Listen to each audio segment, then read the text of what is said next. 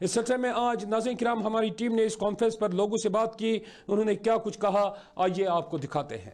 देखिए, मेरा नाम जगदीश भारद्वाज है, मैं जम्मू से हूँ और मैं डोगरा हिंदू हूँ जम्मू का। देखिए, ये बात जो है कि ये एक पहल है और वज़ीर-ए-आज़म साहब का हम शुक्रिया अदा करते हैं कि कम से कम उनको देर आए दुरुस्त आए, क्योंकि उन्होंने आइन पढ़ा होगा जम्मू कश्मीर का। जहाँ तक मेरा सवाल है कि जम्मू के जो भारतीय जनता पार्टी के लीडर हैं, जो आए दिन लगातार बयानबाजी करते हैं, मैं भी जम्मू कश्मीर का बशिंदा हूँ पहले, फिर हिंदुस्तानी हूँ, लेकिन जम्मू कश्मीर के भारतीय जनता पार्टी के लोगों को रियासत के आइन का इल्म नहीं है। अब प्रधानमंत्री का शुक्रिया अदा करते हैं कि वो देर आए दुरुस्त आए, उन्होंने एक पहल की। और यहाँ के लीडर जो हैं, जैसे हमारे माननीय फारूदुल्ला साहब हैं, उमरुद्दुल्ला साहब हैं, महबूबा जी हैं, गुलाम नबी आज़ाद साहब हैं, चाहे दूसरे जो लीडर हैं 3-4 जो जम्मू कश्मीर के जो मुख्यमंत्री रहे हैं, इनको वहाँ बुलाया। तो ये है कि इनको बुलाया, इन्होंने बुलाया तो सही है, लेकिन आगे एजेंडा और था वज़ीर-ए-आज़म और होम मिनिस्टर ने। लेकिन कम से कम इन्होंने बात की कि आप सबसे पहले हमें जो हमारा तखस्सुस था जम्मू कश्मीर का, हमारा अपना आइन था, जो हिंदुस्तान के आइन के मुताबिक हमें जम्मू कश्मीर 370 महाराजा के बगत और 35 ये दिया था, जिसके तहत यहाँ का नौजवान जो था वो बाहर के जो हरियाणा पंजाब के लंबे लंबे लोगों के साथ मुकाबला नहीं कर सकता, क्योंकि स्टेट हमारी जो थी जहाँ एक अपना आइन था, अपने आइन के मुताबिक जहाँ बेरोज़गारों को नौकरियाँ मिलती थी, जहाँ के पढ़े लिखे को मुख्तलिफ महकूमों में सर्विस मिलती थी। जब से 370 इन लोगों ने तोड़ा है तो बाहर के लोग, मैं देखता हूँ जम्मू में भी पोस्ट ऑफिस में जब लड़के लगे तो बाहर के लोगों को लगाया। मैं जम्मू का हूँ, हमें बड़ी खुशी हुई जब हमारे मित्रों को, बीजेपी के या सब लोगों को बड़े खुश हुए को वो कि 370 टूटा कश्मीरियों को वो करेंगे, लेकिन वो एक पॉइजन था। आस्ता आस्ता आज हमें पता लगा, हमारे जम्मू में बीजेपी के लोग रो रहे हैं, लेकिन वो बेबस हैं मोदी साहब के आगे, उनको एक प्रेशर है, रो रहे हैं वहाँ। आज उनके बच्चों को नौकरियाँ नहीं मिलती हैं। ये कोई कश्मीरियों के लिए ही थोड़ा था, जम्मू कश्मीर एक है। उससे फिर क्या फ़ायदा होता है? फिर 370 या 35 उससे क्या फ़ायदा होता है? उससे कोई फ़ायदा नहीं होता है, क्योंकि दे आर अर्निंग मनी। ये हमारे जो लीडर है ये चोर सारे चोर है, ये पैसे कमाते हैं बस और कुछ नहीं। चाहे वो हो या ना हो, हमें क्या है, इनको मीटिंग करनी थी क्योंकि यहाँ के इलेक्शन होना चाहिए बस, और कोई मीटिंग नहीं थी, यहाँ पे इलेक्शन होना चाहिए बस। देखिए, सबसे पहले मैं कहना चाहता हूँ, मेरा नाम वसीम है, मैं श्रीनगर का रहने वाला हूँ। जो कल पार्टी ऑल पार्टी मीटिंग थे PM रेजिडेंस में, यहाँ के भी लीडर्स गए थे, उन्हीं को वहाँ पे बात करनी थी।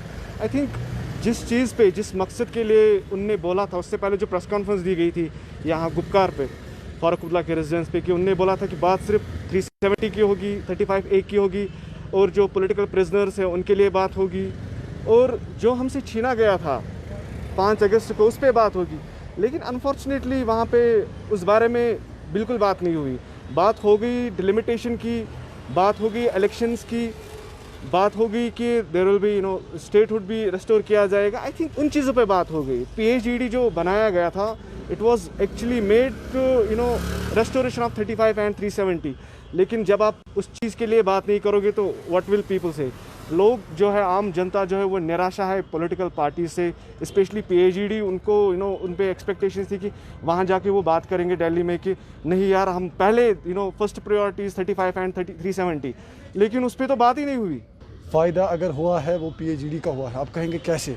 बीजेपी हर रोज़ हर चैनल पे PHED को गुपकार गैंग पुकारती थी, और कल प्रधानमंत्री मोदी ने खुद उनको अपने टेबल पर बिठाकर रिकॉग्नाइज़ किया। मुझे नहीं लगता है कि अब उनको कोई गुपकार गैंग बुला सकता है, क्योंकि बीजेपी के हेड ने उनको कल रिकॉग्नाइज़ किया है। अब वो एक स्टेक होल्डर्स बन चुके हैं। कल तक जो चिल्लाते थे अपने ऑफिस में गुपकार गैंग के टुकड़े टुकड़े होंगे, स्टूडियोज़ में पुकारते थे गुपकार गैंग के टुकड़े टुकड़े, लेकिन अब वो रिकॉग्नाइज हो चुकी है। लेकिन जहाँ तक आपका सवाल है कि अंदर कौन सी बात होनी चाहिए, यही बात चाहिए थी कि जिससे जम्मू कश्मीर के लोग और एक बार अपने हाथ में वोटर स्लिप लेकर इनको वोट डालेंगे। लेकिन वैसी बात कुछ भी नहीं हुई। मुझे नहीं लगता है कि जम्मू कश्मीर के लोग अब और एक बार इन पर भरोसा करेंगे। अब देखने वाली बात यही होगी, क्योंकि उन्होंने वादा किया था पिछली प्रेस कॉन्फ्रेंस में, कश्मीर की सरजमी पर पहुँच कर ही हम यहाँ पर मीडिया से संबोधित करके बताएंगे कि मीटिंग में क्या हुआ और हम आगे आने वाले दिन में क्या करेंगे।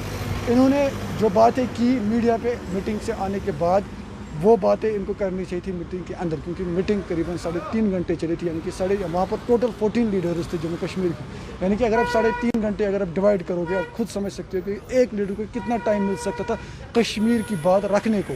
मुझे लगता है कि वो टाइम उन्होंने किससे गुजारा, मुझे लगता है कि वो वैक्सीनेशन पे हुआ है, मुझे लगता है वो डिलिमिटेशन पे हुआ है, मुझे लगता है कि वो इलेक्शन पे हुआ है, लेकिन ऐसा नहीं होना चाहिए था क्योंकि कश्मीर के लोगों को ज़रूर इनको खुश करना चाहिए था। और मुझे लगता है कि आपने देखा होगा, रिपोर्ट्स पे भी, न्यूज़ में भी सुना होगा कि महबूबा जी ने एक बयान दिया था मीटिंग में जाने से पहले कि इनविटेशन को वो डिनाई करती है।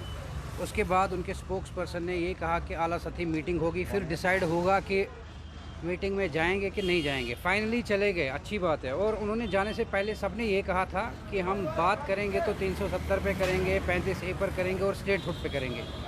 लेकिन कल जो मीटिंग फाइनल हुई, भले ही उन्होंने कहा कि एक अच्छा माहौल था, पीएम नरेंद्र मोदी जी ने इनकी बातें सुनी, लेकिन उसके बाद जब मीटिंग ख़त्म होने के बाद आपने देखा होगा गुलाम नबी आज़ाद साहब, उमर अब्दुल्ला या महबूबा मुफ्ती जी बाहर आए, उन्होंने मीडिया से बात की तो कैटेगोरिकली क्लियर हो गया फ्रूटफुल मीटिंग थी ही नहीं।